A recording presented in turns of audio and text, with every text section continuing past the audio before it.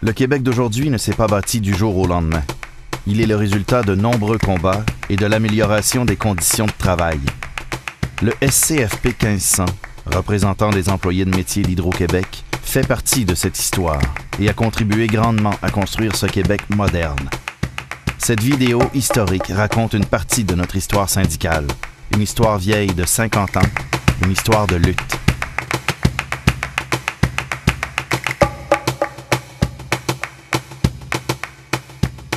Comment est-ce qu'on fait pour entrer à Hydro-Québec en 1957? C'est que tu vas voir ton député. Tu dis que tu es un bon gars. Tu dis que tu as besoin de travailler et tu es instruit. Peu importe l'instruction, mais tu es instruit, tu es capable d'écrire.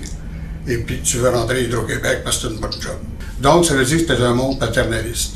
C'est un monde où mets-toi bon avec ton chum, tu as une chance d'avancement. C'était pas ce que tu sais, mais qui tu connais, qui était important pour avoir une carrière à Hydro-Québec. Pas le seul endroit, là, c'était pire ailleurs. Les méthodes de travail étaient tellement différentes. Les gars travaillaient réellement dur. Les monteurs ne faisaient que de l'éperon. Ils ne faisaient pas la nacelle, comme vous appelez. C'était dur, c'était physiquement très dur, comme partout ailleurs dans la société. L'avantage qu'on avait, on avait une belle job. On avait une réputation des gars qui avaient une maudite belle job, puis qui travaillaient là jusqu'à la fin de leur vie. Ça, c'était le summum d'une carrière de travailleur.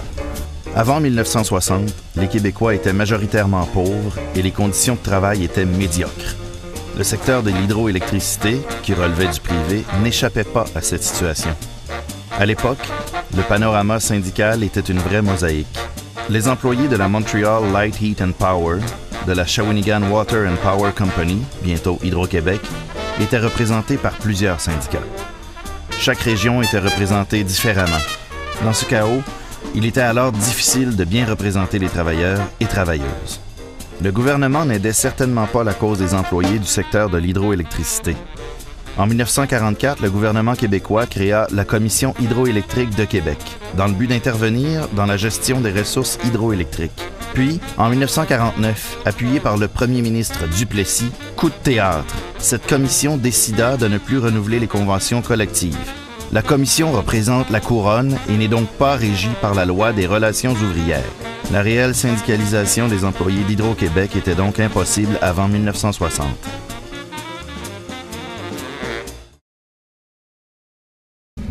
Moi, j'étais contre la venue du syndicat chez nous.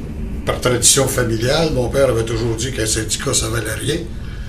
C'est pas brillant comme discours, mais ça sert dans des engueulades. Il y a des gens qui m'ont élu vice-président fondateur parce qu'il semblait que j'étais capable de m'exprimer. Et probablement, je faisais l'affaire des gars qui étaient contre la syndicalisation. Mais c'est normal dans ce temps-là. On était pour la plupart de jeunes mariés, avec leurs jeunes enfants. Et ce qu'on voulait, c'était une bonne job, un bon salaire. Et on trouvait que nos salaires à Hydro étaient coup-ci coup-ça, surtout dans le temps. L'UNESP, qui devint plus tard le SCFP, gagna une bataille juridique importante en convainquant la Commission que les employés d'Hydro-Québec n'étaient pas des employés de la Couronne, mais des employés d'un agent de la Couronne, ce qui permettait la syndicalisation. Dès lors, naissait en 1961 le premier syndicat des employés d'Hydro-Québec. Les syndicats de boutique furent remplacés et bientôt, tous les employés de la Société d'État furent syndiqués. Face à un colosse patronal, il faut un colosse syndical. Bâtissons ensemble un colosse syndical. Dans cet élan de syndicalisation, le principal concurrent du SCFP était la CSN. En 1966, chacun de nous, des syndicats de l'Hydro-Québec, étions en section locale indépendantes les unes des autres, qu'elles soient à Labriville, à Manicouagan, à Montréal ou les postes régionaux. L'Hydro a voulu, puis les syndicats étaient bien d'accord, d'avoir une seule accréditation pour les jeunes métiers. Au lieu d'en avoir 27, si ma mémoire est exacte, comme il y avait à ce moment-là, convention collective, 5. Très semblables mais distinctes. Et c'est là qu'il y a eu le fameux vote avec la CSN. Au milieu des années 60, l'importance de la CSN grandissait chaque mois. Ils représentaient la plupart des fonctionnaires provinciaux, infirmières et ainsi de suite, tandis que nous autres, on était FTQ, qui était plutôt un syndicat de métier, Congrès du travail du Canada. Et la bataille a été difficile, elle a été longue, sauf que le vote final a été la naissance du local 1500, en septembre 1966. Et ça a été une victoire importante, les embrassades, la caisse de bière, on a fêté.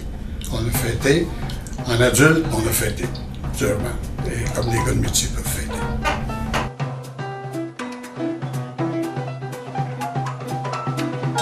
D'une entreprise à une autre, les salaires étaient inégaux. Les conditions de travail étaient inadéquates. Aucune sécurité d'emploi, bas salaire, aucun système d'évaluation ou de classification des tâches, règles de santé et sécurité au bon vouloir de l'entreprise et aucun droit de refus. Des revendications étaient nécessaires. Une des premières choses qu'on a voulu faire dans nos conventions collectives unifiées, c'était de protéger les droits d'ancienneté des employés. Et ce qui était important pour les gens à ce moment-là, c'est que si tu travailles à Saint-Agapit, tu n'as pas envie qu'un gars de Québec vienne prendre ta job, pas plus que si tu travailles à Sainte-Martine, on aurait un gars de Montréal prendre ta job. Et ça, on conservait. Alors, l'ancienneté s'appliquait d'abord dans ton métier, dans ton lieu de travail, et ensuite, si ça se continuait, il faut aller à la région et à la province. Ça n'a pas fait de grand chambardement. L'autre affaire qu'il a voulu faire, il a voulu rétablir les salaires. Il y avait des différences énormes au niveau des salaires. La différence horaire pour un monteur de ligne dans le temps, et on ne parle pas des salaires de 20$ de l'heure, c'était des salaires de 5-6$ de l'heure. Il y avait 1,25$ l'heure de différence entre un gars de la Southern Canada Power et un gars de l'Hydro. On a tout stabilisé ça. Que tu sois aux Îles-de-la-Madeleine, à Rimouski, à Montréal, tu étais compagnon monteur, tu avais X comme salaire, il était uniforme partout. Devant les revendications du SCFP 1500, Hydro-Québec restait de fer. Les syndiqués votèrent leur première grève en 1967. Comme moyen de pression, on utilisa une stratégie avant-gardiste, la grève tournante. L'idée était d'effectuer des arrêts de travail à tour de rôle. Cette stratégie permettait d'éviter la grève générale et donc une loi spéciale de retour au travail et d'avoir une opinion publique favorable. C'est que la grève tournante en 1966, c'est innové. Ça n'a jamais eu lieu nulle part ailleurs. Les directeurs du syndicat nous sont arrivés avec ça, puis on a crié « chou ». Mais après ça, on a compris le raisonnement, puis on a diffusé dans la province, on a montré aux gens qu'on pouvait aller à la grève où on voulait, au lieu où on voulait, tout en faisant des services essentiels. Il a fallu, pendant des mois et des jours, cultiver ça, cette atmosphère-là, qu'on est des gens responsables, qu'on est capable de faire des choses à la meilleure manière possible. Pour moi, c'est des grandes victoires syndicales. Pris de court, Hydro-Québec trouva le moyen de faire une campagne de peur avec l'utilisation de représailles, puis le gouvernement menaça d'utiliser la loi spéciale. Les syndiqués durent accepter une convention collective de compromis, mais qui, malgré tout, apportait plusieurs améliorations. Augmentation de salaire, acquisition de sécurité d'emploi, ancienneté, amélioration du régime de vacances, 2 congés fériés de plus, comité pour la formation professionnelle, comité sur l'évaluation et la classification des emplois. Ces gains étaient encourageants, mais il restait beaucoup à faire. Mon expérience au SCFP 1500, c'est une expérience, c'est ça qui est drôle. Malgré toutes les batailles qu'on a pu faire, les engueulades qu'on a pu faire, les gars demeurent ensemble. Après une assemblée, dans ce temps-là, c'est peut-être différent aujourd'hui. Mais on allait prendre une bière ensemble ou deux. On faisait souvent des dîners de groupe. Puis on se voyait pas continuellement comme aujourd'hui, c'était impossible dans le temps. C'est l'environnement où on était. C'était le temps où les présidents couchaient 2 par chambre, parce qu'on n'avait pas les moyens d'avoir chacun notre petite chambre à l'extérieur. On était sur la rue Marquette, dans un vieux sous-sol, un centre communautaire, qui était affreux. Il y en a peut-être qui s'en souviennent. Je pense qu'on a rempli notre rôle en tant que travailleurs, puis on a rempli notre rôle dans nos instances, CFP autant qu'FTQ, en disant ce qu'on croyait être dit, puis d'accomplir ce qu'on nous demandait d'accomplir. Le nouveau climat social des années 70 était favorable à une meilleure répartition de la richesse. D'ailleurs, le Front commun FTQ, CSN et CEQ encourageait les syndicats à ébranler le pouvoir établi.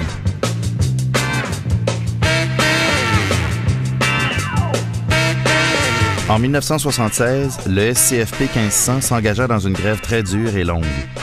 Cette mesure de pression était très bien organisée. Une journée de grève générale, suivie d'une série de grèves rotatives. Les principales demandes? Hausse de salaire de 35 %, le français comme langue de travail, temps double pour toutes les heures supplémentaires, régime supplémentaire de sécurité salaire, régime d'assurance salaire en cas d'invalidité, permis d'absence pour le comité d'évaluation des emplois, amélioration des vacances, 4 semaines après un an d'ancienneté, abaissement de l'âge de la retraite de 65 à 60 ans, réduction du travail à forfait, c'est-à-dire de la sous-traitance. Le recours aux entrepreneurs privés étant de plus en plus abondant, cette dernière revendication prenait une importance capitale. Du côté d'Hydro-Québec, des mises à pied et des congédiements étaient utilisés comme moyen de pression. Les deux parties s'accusaient de part et d'autre de ne pas respecter les services essentiels de la population. Malgré une injonction accordée à Hydro-Québec, les travailleurs et travailleuses continuèrent la grève. Après 2 semaines de grève générale illimitée, Hydro-Québec cédait sur presque tous les points. La longue grève de 1976 avait prouvé qu'une résistance bien organisée pouvait apporter de grands bénéfices pour les travailleurs.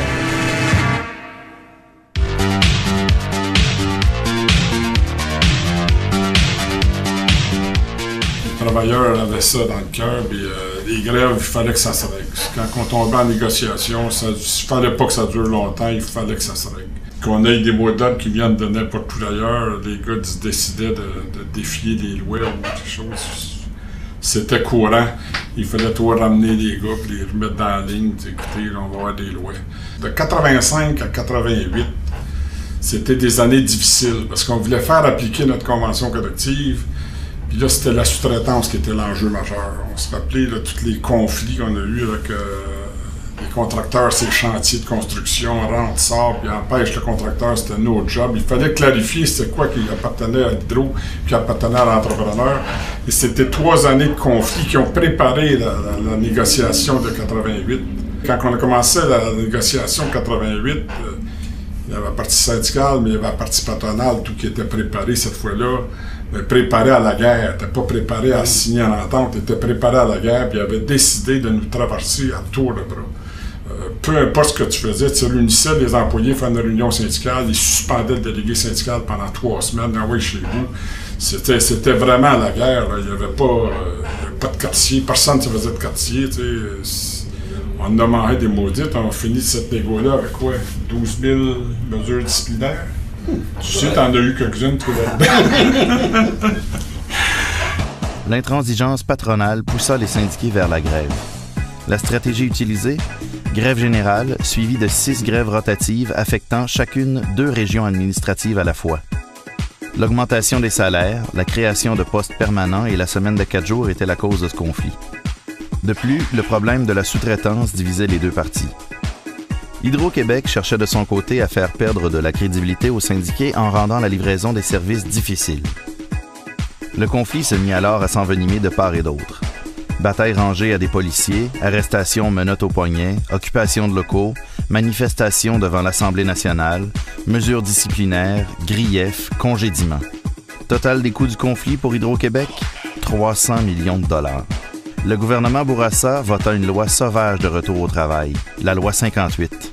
Québec imposait ainsi ses propres conditions de travail dévastatrices jusqu'en 1992. 90, c'était un coup de matraque qui nous est arrivé. Quand une négociation qui a duré 18 mois, on avait réussi à convaincre tout notre monde de rester légal, de suivre les moyens de pression. C'était compliqué, puis les gens nous ont suivis là-dedans. Les services essentiels, on a respecté ça à lettre, c'est sûr. On avait réussi à négocier un paquet d'ententes, ceux qui s'en venaient. Le dossier s'en venait tout de même assez bien. On avait même accepté le rapport du médiateur à la dernière minute, puis ça n'a pas passé. Le gouvernement nous a passé une loi, et c'était vraiment là, dans le champ, là, une loi matraque. La loi, ce qu'elle a fait, elle a dit toutes les ententes que vous avez faites, c'est fini. Oubliez ça. Plus de clause à sous-traitance. Plus de clause sur sa santé et sécurité, refus de travail, c'est fini. Plan d'évaluation, c'est fini. Toutes les autres améliorations, c'est fini. On a rentré dans un climat de négociation. Quand je suis arrivé, c'était ça le climat. Par chance, que l'année d'après, en 91-92, le FTQ et les 3 syndicats avaient signé une entente avec le gouvernement, puis avaient exigé du gouvernement qu'on récupère les ententes négociées au Québec. Ça allait aider un peu au niveau des travailleurs, mais tous les travailleurs nous avaient dit qu'il va falloir que ça change. Parce que si on est légal et on ne réussit pas à négocier une convention collective, il faut trouver d'autres choses.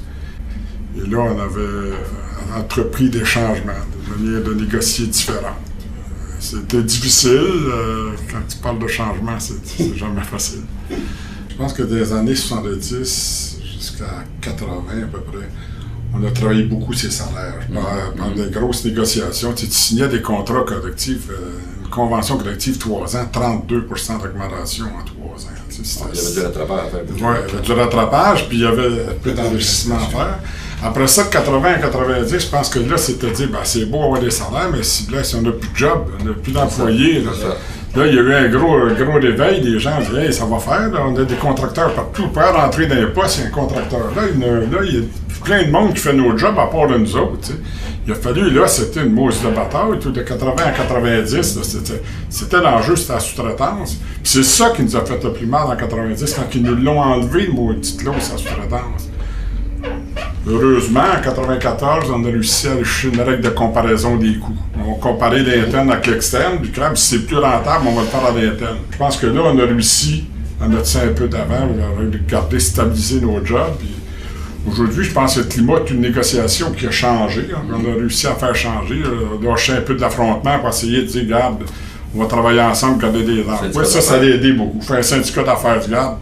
Si c'est rentable, on va le faire à l'interne, mais on va s'y battre. C'est donc avec une approche plus diplomatique que le SCFP 1500 décida d'entamer le nouveau millénaire. En plus de devoir maintenir les acquis, c'est la permanence des employés, la sécurité d'emploi et la privatisation d'Hydro-Québec qui orientent les revendications de notre époque.